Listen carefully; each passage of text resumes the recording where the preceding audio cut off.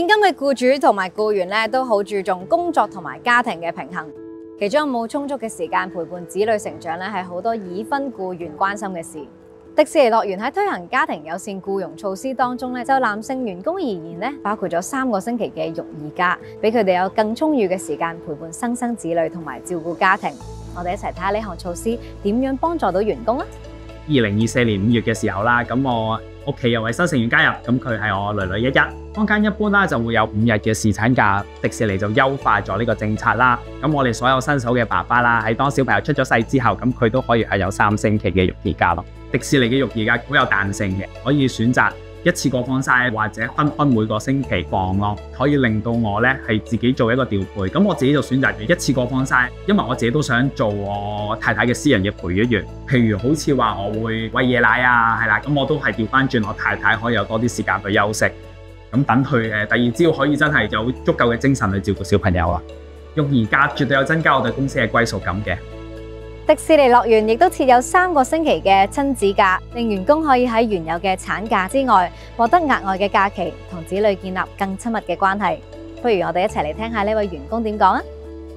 作為一個新手媽媽啦，咁就會可以享用到3星期嘅親子假啦。咁連埋我本身嘅14個星期嘅產假咧，咁就總共有17星期嘅假期去陪伴住 BB 啦。公司呢一個安排其實好好啦，可以見證住佢好特別嘅 moment 啦，例如識得第一次轉身啦，又或者帶 BB 去健康院做檢查咧。小朋友咧一開始喺醫院翻嚟嘅時候，佢可能聽到少少聲音都會喊啊，好驚咁樣。喺親子假嘅期間咧，我係每一日都會帶佢落街。喺呢段時間就慢慢令到我可以培養到我小朋友比較大膽啦。而家就周圍跑，好活潑，見證小朋友由一個細膽嘅 BB 變成而家真係咩都夠膽做。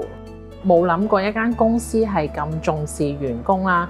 包括埋重視埋我嘅小朋友啦，我程度上都令到我增加對公司嘅歸屬感啦。我都好想帶 BB 嚟感受一下我工作嘅地方係充滿住快樂啦。咁所以我都急不及待喺 BB 滿咗100日之後，其實都帶佢入嚟玩啦。而公司亦都唔需要額外買門票啦，我哋用翻我哋嘅正門入口通行證，咁就已經可以帶到屋企人入嚟去感受呢個咁快樂嘅地方。